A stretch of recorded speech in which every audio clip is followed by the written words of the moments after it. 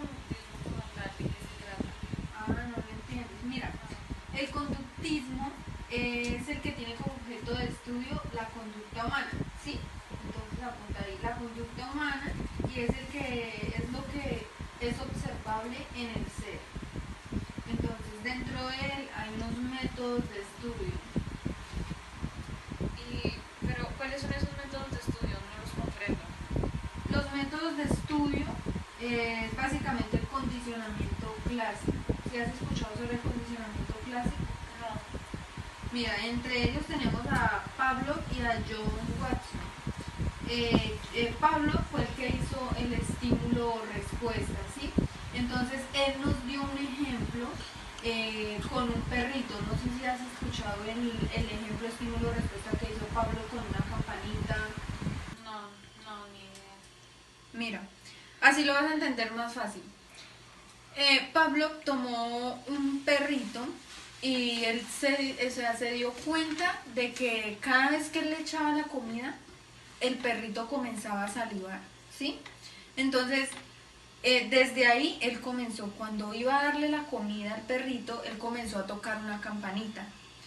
Y a medida que tocaba la campanita, el perro ya después, cuando escuchaba la campana, Pablo sin necesidad de ponerle la comida en su plato, el perrito ya comenzaba a salivar.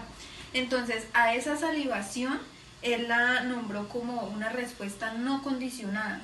Y cuando la comida estaba en la boca del perrito, él la llamó un estímulo no condicionado. Entonces eso es a lo que él llama estímulo-respuesta. Él estimulaba al animalito con una campanita y él le daba una respuesta que era su salivación, que era que entendía que ya estaba su comida en el plato o que ya le iban a dar comida. Eso fue lo que lo tomó como el trabajo que hizo Pablo. Sí, o sea que el condicionamiento de Watson y el de Paulo son muy distintos. Sí, claro, son muy distintos porque John Watson lo que hizo fue sobreponerse a la postura de reflexología, es decir, él se fue más por el lado de las emociones. Él también hizo un experimento pero con un bebé. Él tomó un bebé casi recién nacido, o sea, muy pequeño, y cogió una rata. Entonces le ponía la rata al niño para que la tocara y el bebé la tocaba y él no, o sea, no, simplemente la tocaba pensando que pues era algo normal, ¿sí? Y entonces al niño tocar la rata él la sentía muy normal. Después ya durante los otros días Pablo lo que hizo fue que cada vez que le acercaba la rata al niño, él le golpeaba por detrás con una varilla, golpeaba fuerte, fuerte, fuerte. Entonces el niño lloraba. Desde ahí el niño, cuando iba a tocar la rata, Pablo siempre le golpeaba por detrás, le hacía ruido.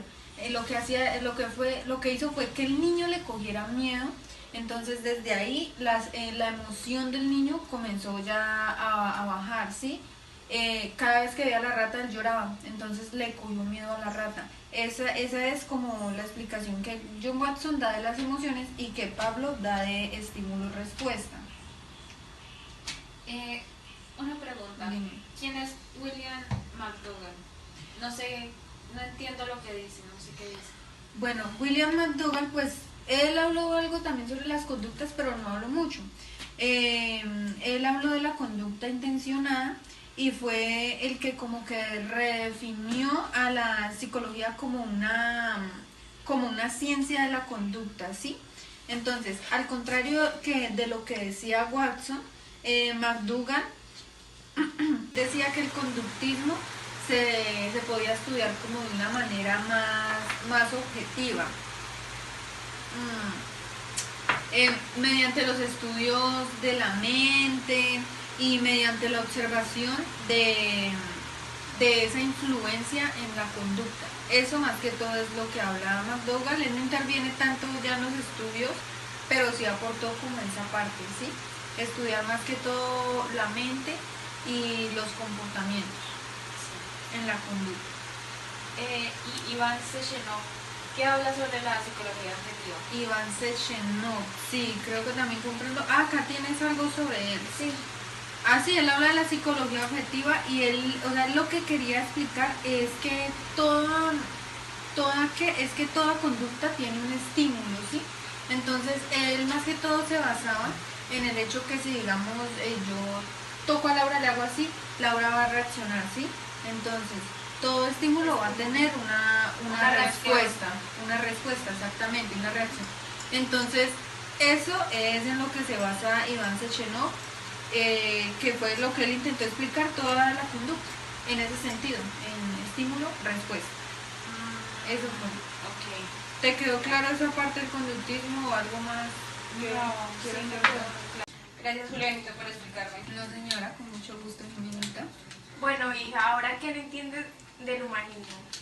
¿Qué es el humanismo como tal? ¿Qué en sí que estudian? Bueno, el humanismo se centra más en el hombre y estudia los valores éticos y morales y también la conducta del ser humano, tanto en sus relaciones interpersonales. Pero, ¿cuáles son sus autores más reconocidos? Bueno, el principal es Abraham Maslow, que él hace una pirámide de la motivación humana, que empieza desde las necesidades básicas hasta las complejas.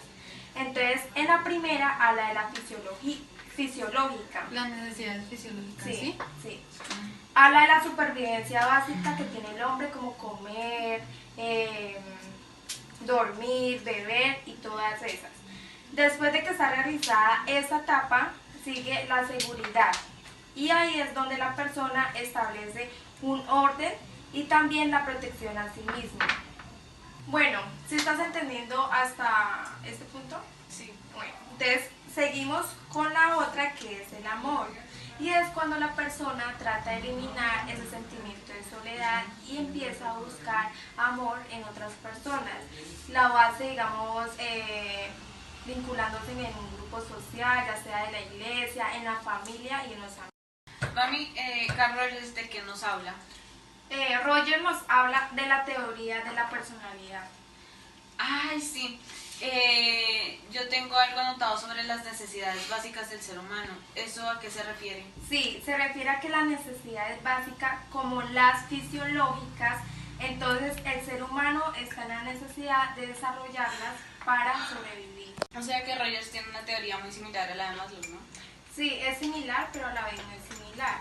Es similar porque aplica la fuerza de vida.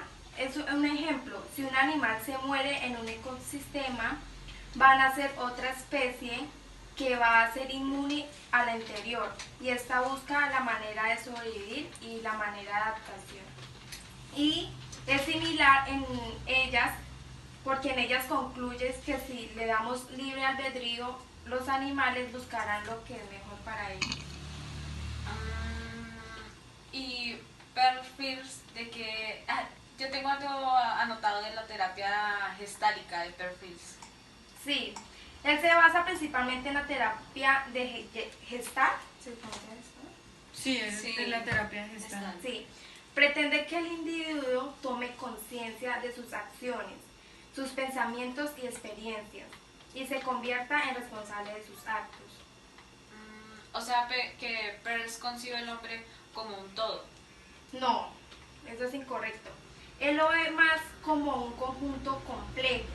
El individuo está relacionado con personas, con circunstancias biológicas y experiencias sociales formando una unidad con todo eso. Pero él nos habla algo sobre el proceso de homeostasis. Te voy a explicar qué es el homeostasis. Es el equilibrio cuando el cuerpo se regula e interactúa con el ambiente para cumplir sus necesidades básicas. Heidegger. Él habla del existencialismo respecto al ser y el tiempo, pero no de la existencia humana, sino el sentido del ser en general. O sea, ¿qué es el existencialismo según Heidegger? Según él, el existencialismo desea entender la realidad a través de la experiencia. Y Rollo habla de lo mismo, ¿no? Sí, claro, él dice que el ser humano también se hace a sí mismo, pero también plantea que el ser humano debe ser objeto y sujeto. Objeto porque sobre el hombre recaen las acciones de otro y sujeto porque es un agente activo sobre la realidad que vive. Gracias, mami. ¿Y te quedó todo claro, Jimenita? Sí, sí, señora, pues aquí yo tenía lo del psicoanálisis, pero lo necesitas? ese ya lo entendí. Sí, pues si quieres te lo puedo explicar para ver si algo tengo mal o alguna Sí, cosa. claro, Sí, sí, Dani, no te todavía preocupes. hay tiempo. ¿Sí? Si algo te queda mal, nosotros te vamos guiando para que todo te salga bien. Pues lo que yo entiendo del psicoanálisis es que es una aproximación psicológica al inconsciente, o sea, al inconsciente y el estudio de la mente, ¿sí? Ok. Entonces, pues, el autor que creó esta corriente, esta escuela, fue Sigmund Freud, que primero pues nos habló sobre la teoría de la personalidad del consciente, que ese nos permite pensar y hablar, ¿sí? Y el preconsciente, que nos representa la memoria ordinaria. Y el inconsciente, que es prácticamente donde guardamos todos los pensamientos. ¿Sí estoy bien hasta ahí? Sí, bien. Y el yo, el ello, el super yo. Ahí voy. El yo es el que está presente desde el nacimiento, el que suple todas las necesidades básicas de placer en un bebé. Y no, ese es el ello. Y el yo es el que compone la personalidad. O sea, este se encarga de tratar la realidad en sí de la persona, de cambiar como de cambiar el contexto, de hacerlo comprender de diferente manera. Y el super yo es el que tiene todos los estándares, todo en lo que se basa una persona. ¿Y de qué edad comienza el super yo? Empieza desde los 5 años. Y también nos habla del eros y el tánatos. Que el eros es el instinto de la vida. Y el tánatos es lo más cercano que tenemos a la muerte. O sea, es como decir el amor y el odio. Sí, la muerte, el tánatos es como las conductas agresivas, todo lo que nos hace tener Conductas malas. conductas negativas. También tengo algo sobre Carl Jung, que nos habla sobre la persona introvertida y la persona extrovertida. Entonces, pues una persona introvertida pues es la que le gusta la soledad, la que tiene... Es como distante, ¿no? Sí. No interactúa tanto con las personas. Y la extrovertida, que es la que le gusta estar en grupos sociales, la que le gustan las actividades en grupo. Interactuar.